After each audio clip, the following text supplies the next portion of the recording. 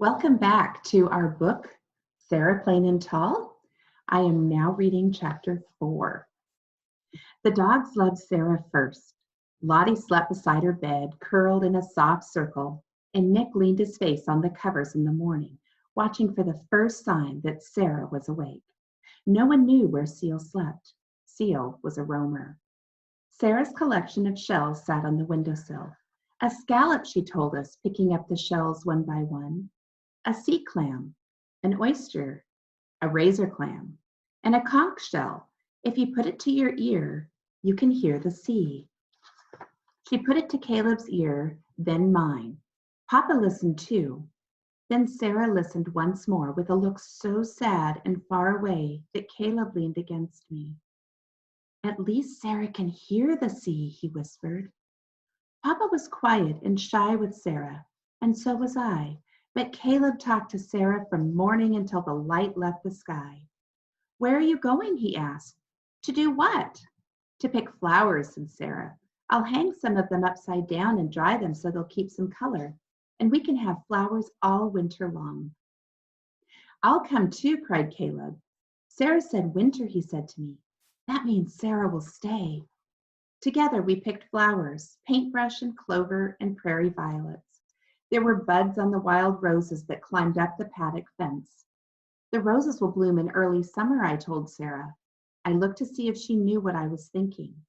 Summer was when the wedding would be, might be, Sarah and Papa's wedding. We hung the flowers from the ceiling in little bunches. I've never seen this before, said Sarah. What is it called? Bride's bonnet, I told her. Caleb smiled at the name. We don't have this by the sea, she said. We have seaside goldenrod and wild asters and woolly ragwort. Woolly ragwort, Caleb whooped. He made up a song.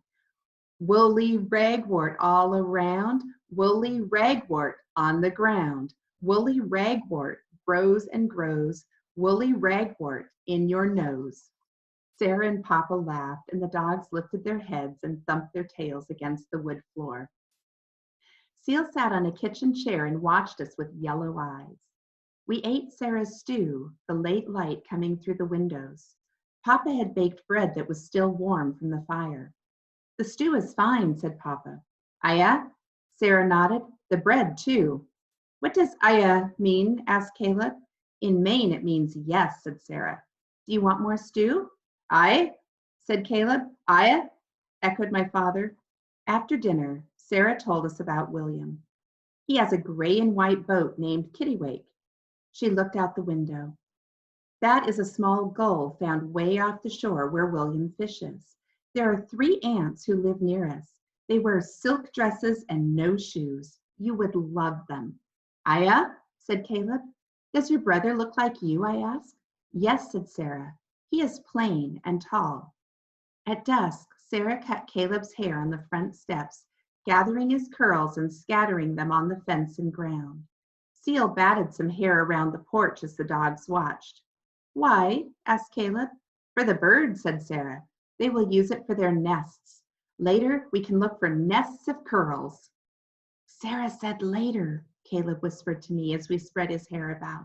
Sarah will stay. Sarah cut Papa's hair too. No one else saw, but I found him behind the barn, tossing the pieces of hair into the wind for the birds. Sarah brushed my hair and tied it up and back with a rose velvet ribbon she had brought from Maine. She brushed hers long and free and tied it back too, and we stood side by side looking into the mirror. I looked taller, like Sarah, and fair and thin, and with my hair pulled back, I looked a little like her daughter, Sarah's daughter. And then it was time for singing. Sarah sang us a song we had never heard before as we sat on the porch, insects buzzing in the dark, the rustle of cows in the grasses. It was called Summer is a Coomin' In, and she taught it to us all, even Papa, who sang as if he had never stopped singing. Summer is a coomin' in, loudly sing cuckoo. What is summer? Asked Caleb. He said it summer, the way Sarah had said it. Summer, said Papa and Sarah at the same time. Caleb and I looked at each other. Summer was coming. Tomorrow, said Sarah, I want to see the sheep. You know, I've never touched one. Never? Caleb sat up. Never, said Sarah. She smiled and leaned back in her chair. But I've touched seals, real seals. They are cool and slippery, and they slide through the water like fish. They can cry and sing, and sometimes they bark, a little like dogs. Sarah barked like a seal, and Lottie and Nick came running from the barn to jump up on Sarah and lick her face and make her laugh. Sarah stroked them and scratched their ears, and it was quiet again. I wish I could touch a seal right now, said Caleb, his voice soft in the night. So do I, said Sarah. She sighed. Then she began to sing the summer song again.